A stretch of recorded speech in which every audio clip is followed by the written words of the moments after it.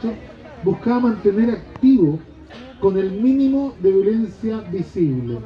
Ya no era necesario matar en masa, bastaba con evocar el recuerdo del terror que de sus efectos para que sus efectos siguieran operando en la subjetividad de las personas. Esto me hace recordar, en términos de Foucault, al panóptico, ¿no? Que lograba que, como era un diseño arquitectónico, en donde la cárcel, la escuela y todos estos dispositivos de control social se diseñaban de una manera en donde nunca tú sabías si el que te estaba cuidando te estaba mirando o no, ¿no? Y por lo tanto, por el temor que tenías a que te estuviera mirando, tú te cuidabas solo de no violar la norma. Y es un poco el mismo efecto, pero es un efecto social y político, ¿no?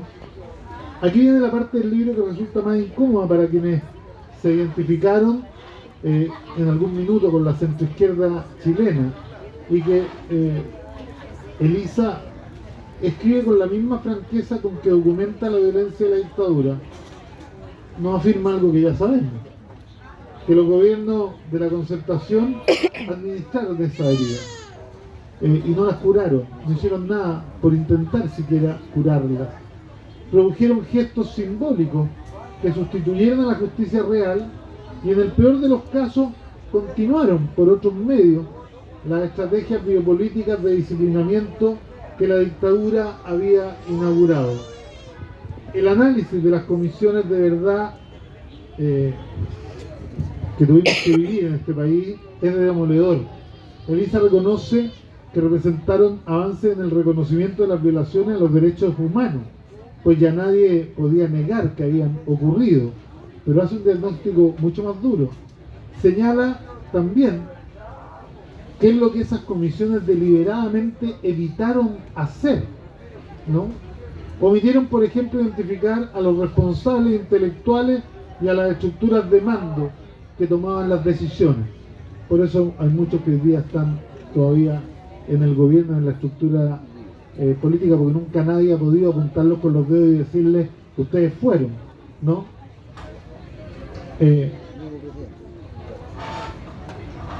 Omitieron además analizar el contexto sociopolítico que hizo posible la violencia, vale decir la alianza entre el capital, entre el empresariado, entre las Fuerzas Armadas, que sustentaron el golpe y que juntos se pusieron a disposición de un país extranjero para derrocar a su propio gobierno. Sepan ustedes, para los que no lo saben, que eso es alta tradición en la patria, que hoy día es el único delito que en nuestro país sigue penado con la pena capital en la justicia militar, ¿no? Pero bueno, pasó desapercibido.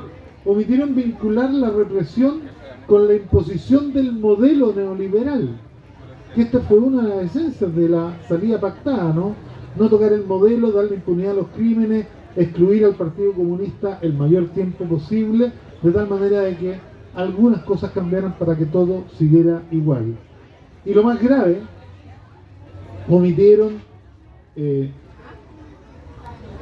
instalaron en ambos informes un argumento verdaderamente vergonzoso y que nos circula hasta el día de hoy, y que es que la aguda polarización política habría justificado la intervención militar, como le llaman ellos, equiparando en el mismo plano el terrorismo de Estado con la resistencia de quienes fueron sus víctimas, lo que es a todas luces inaceptable.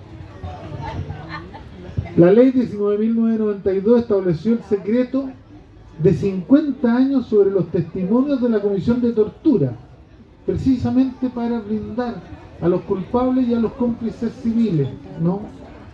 Incluyendo la prohibición expresa de acceso incluso para los jueces que tramitaban causas de derechos humanos. Esto lo califica la autora como lo que es una nueva violencia estatal que garantizó la impunidad por decreto.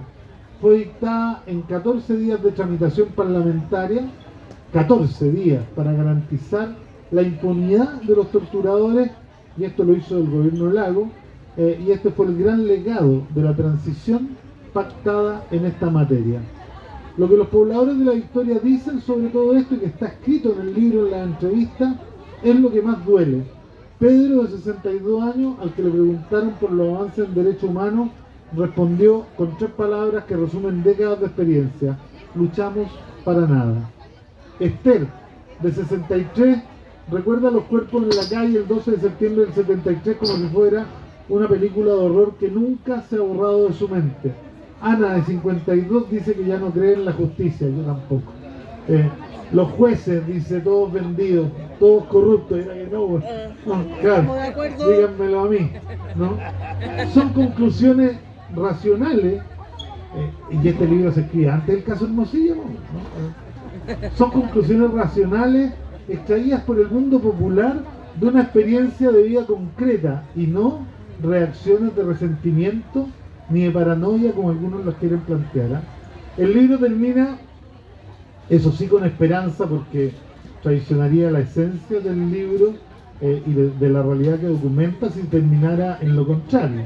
Al mismo tiempo que describe el desmantelamiento de la subjetividad popular, registra su persistencia en los murales que cubren las paredes de la Victoria, rindiendo homenaje a los muertos y a los desaparecidos, en la transmisión oral de las historias de lucha que las abuelas hacen a sus nietos, en los preuniversitarios populares, en las radios comunitarias, en los clubes de fútbol callejero con valores comunitarios, en las colonias urbanas que siguen formando a niños y a jóvenes en una cultura distinta a la del mercado.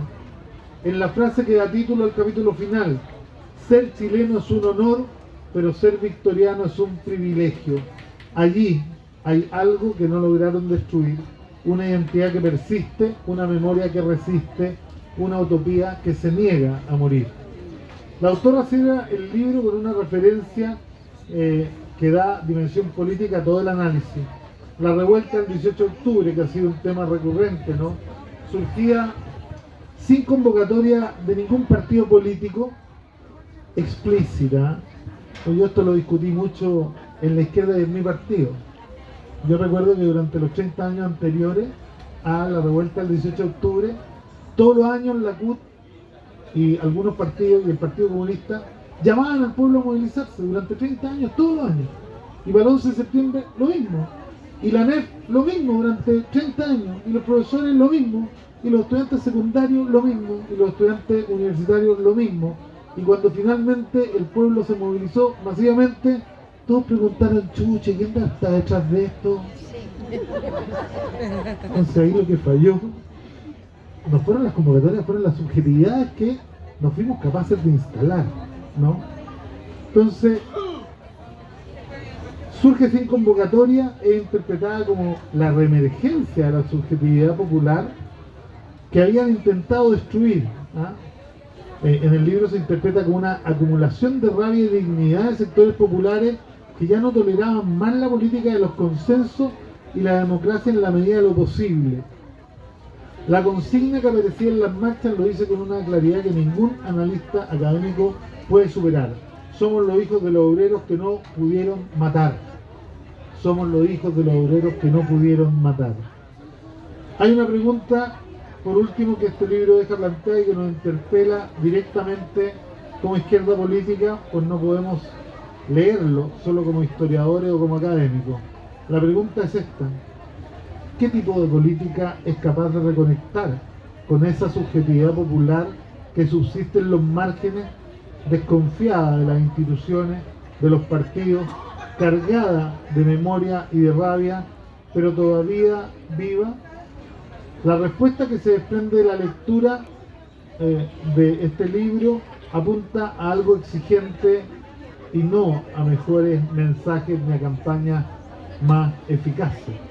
Apunta a algo que para mí es de toda lógica, y lo digo con todo derecho después de vivir el proceso de Recoleta, en donde el pueblo de Recoleta, que no es distinto a los pueblos del resto de Chile, que ve las mismas porquerías de matinales, que escucha a los mismos periodistas vendidos y que lee los mismos medios de comunicación, llegó a votar en un 65% por el Partido Comunista con la gestión que hicimos, y no solo por la autoridad unipersonal, no estoy hablando de mí, estoy hablando del Consejo Municipal, que logramos llegar a controlar 2/3, ¿no?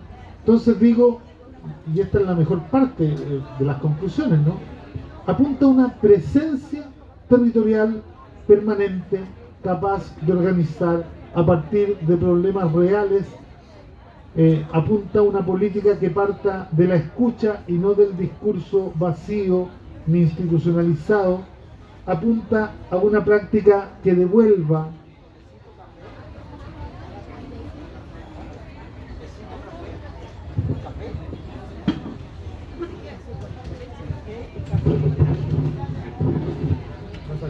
no se asusten que queda poco.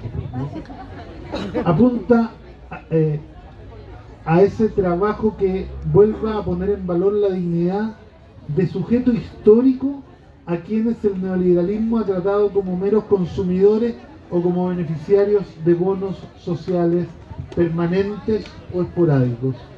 Este libro, de verdad, se los digo con toda honestidad, merece no solo ser leído, sino que merece ser comentado en colectivo, merece ser discutido por todos quienes hacemos política en Chile, pues nos obliga a mirar con honestidad lo que ocurrió, pero también a reconocer las responsabilidades que no se pueden diluir en lo colectivo y en esa frase difusa de todos fallamos, ¿no? Y que nos llama también a recuperar la convicción de que hay una historia popular que no terminó con el golpe ni con la transición y que está esperando las condiciones para volver a ser protagonista. Yo tengo la percepción de que las condiciones están y esa memoria popular la sigue esperando. Hay que preguntarse qué falta. Elisa Neumann nos ha hecho de verdad un regalo enorme al documentar esta memoria colectiva, este imaginario colectivo, con tanta seriedad y con tanto afecto. Nos corresponde ahora a nosotros hacer algo con ella. Muchas gracias.